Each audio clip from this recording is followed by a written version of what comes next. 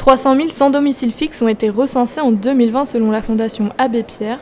Nous avons rencontré des bénévoles d'Action Maraude et Céline Blas, responsable de l'antenne de Lille de l'association Entourage. Tu sais, il y a ce côté où tu vois quelqu'un, tu peux pas avoir des a priori et te dire ouais, cette personne, est-ce qu'elle est en difficulté ou non. Avec la crise du Covid-19, c'est plus d'1 million de pauvres et 300 000 personnes en extrême pauvreté qu'on le compte cette année en France. Il se met des bouteilles d'eau dans un sac.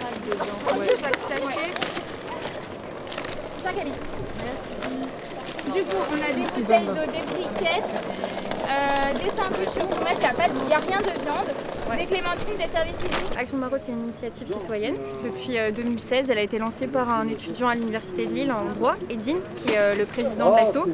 Et au fur et à mesure, le mouvement a pris de l'ampleur. Et du coup, là, on est officiellement association étudiante. Et on compte une trentaine de bénévoles adhérents et plein d'autres bénévoles qui nous rejoignent pendant les maraudes. Premier point, je pense, c'est pour aider les autres, sachant que vivant sur l'île, on croise énormément d'SDF et à chaque fois, on n'a pas forcément l'occasion de s'arrêter, de prendre du temps, de faire attention. Et du coup aussi, donc, dans nos activités, on fait des maraudes, donc on donne à manger aux personnes sans abri. Mais ce qui est aussi grave important pour nous, c'est de vraiment prendre du temps avec eux et de leur parler, de les reconnecter à notre société et de leur montrer que qu'ils sont toujours intégrés en fait à notre société, que c'est des gens comme tout le monde et c'est vraiment ça, c'est changer son regard sur la personne. On a eu énormément de messages pour demander en quoi ils pouvaient nous être utiles. Ça a été la même chose pendant le premier confinement. On avait eu des dons de vêtements, des dons de tout genre et vraiment les gens étaient très disponibles et avaient réellement envie d'aider pendant le confinement. Notre cagnotte, elle avait bien fonctionné, on avait réussi à récolter quand même une bonne petite somme et justement là, nos maraudes, elle est basée sur cette somme, sur ce qu'on a réussi à récolter et justement vos dons, ils sont super importants. Vu qu'on ne peut plus récolter l'argent nous-mêmes avec ce qu'on faisait à la fac et tout ça, c'est vraiment vous qui nous aidez. Ouais, on va faire des collectes. Ouais, franchement, quelques gants, bonnets, ça serait cool. Mais en fait, je voulais en acheter à Carrefour, mais c'est fermé. Ouais, non, mais c'est fermé, ouais, non, mais tout le monde me dit ça en fait. Des bananes, donc un peu relou en fait. Bah, carrément, ouais. Tiens. Voilà, je crois qu'on a tout mis. Ah, bah, c'est cool, un grand merci à vous. Voilà. Merci beaucoup, c'est gentil, c'est adorable. On est tous solidaires, vous avez compris. Ben, il y en a, ils sont pas. Il y en a, quand vous arrivez, j'ai même pas le temps de leur dire non, on n'a rien. Ou alors on a donné à votre collègue, ou voilà. Ouais, les gens ils se rendent pas compte en fait. Non, mais même. Ils prennent pas le temps. C'est pas pour dire. Mais la France, elle a de l'argent, c'est clair. Même malgré qu'il y a le confinement ou quoi, mais je veux dire, ils disent qu'ils n'ont pas de place dans les structures ou quoi, mais il y a de la place. Mais s'ils ne se prennent pas la tête en fait. Ils s'occupent de leur intérêt à eux, les intérêts des autres, ils ont carrément. Des étudiants qui aident les... Vous voyez, non, c'est pas à vous de le faire, mais vous le faites parce que vous avez un bon cœur, vous savez ce que c'est la solidarité, voilà, vous savez... Si, un peu. Ah oui, c'est vrai. On a des pulls. Vous avez besoin, il y a des pulls. Il y a un gris. Ouais. Et après, il y en a un même avec un col. Je monte un peu là. Ça sert, je crois. Là, comme ça, avec un col. Ouais. Celui avec le col. Tenez. Merci. Je pense, à mon avis, il y a plus. Je pense qu'il y a plus. Il y a plus d'aide confinement. Des fois, j'en prends pas la conscience de ce que c'est. La maladie, je ne sais pas. J'ai 52 ans. J'ai l'âge peut-être de vos parents. Et je suis fier de vous-même parce que vous faites une bonne action. Et même si je suis dans la rue, je me lave ou je sais pas, il faut que... À la rue, on a besoin d'être accompagné et d'être entouré pour retrouver sa place dans la société.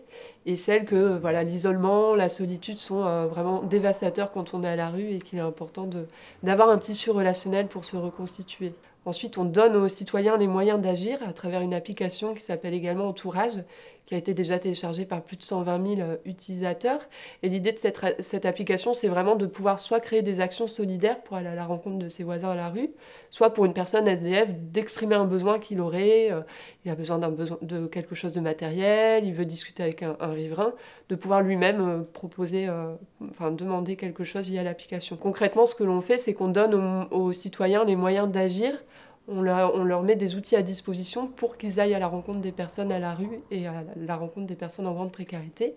Donc à la fois on sensibilise les riverains à travers des ateliers de sensibilisation, grand public, mais également dans des écoles, collèges, lycées ou entreprises. Linked Out, c'est un projet qui a été initié l'année dernière avec une promotion du cœur, donc de 15 candidats. L'idée, c'était de viraliser leur CV sur les réseaux sociaux pour leur permettre de trouver un travail en partant du principe que si personne n'avait pas de réseau, il fallait les aider à constituer leur réseau. L'opération a bien fonctionné, elle a été lancée à Paris, dans notre antenne à Paris.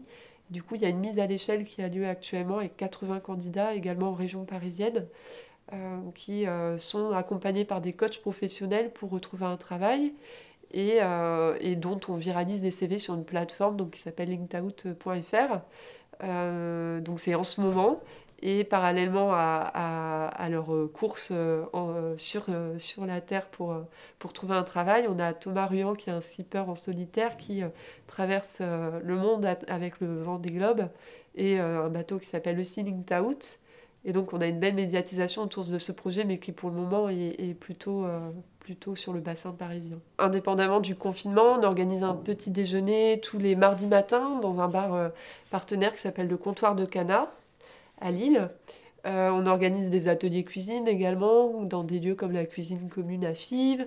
On organise des soirées de jeux de société. Tout ça, c'est des événements plus mensuels. Et les petits déjeuners donc, de manière hebdomadaire. Et ensuite, on a un réseau de bénévoles qui sont des personnes qui veulent s'impliquer sur le long terme avec nous, qui eux aussi peuvent impulser des événements en fonction de leurs propres loisirs, leurs propres envies. Donc ça peut être des après-midi au Palais des Beaux-Arts, ça peut être une après-midi randonnée, enfin divers événements qui là partent de l'envie des bénévoles. Je pense que de manière générale, il y a pas mal de personnes qui étaient sur le fil du rasoir, qui essayaient de tenir avec des revenus qui étaient parfois très minces et qui ont toujours réussi à chaque fin de mois, à boucler le fin de mois de manière très difficilement.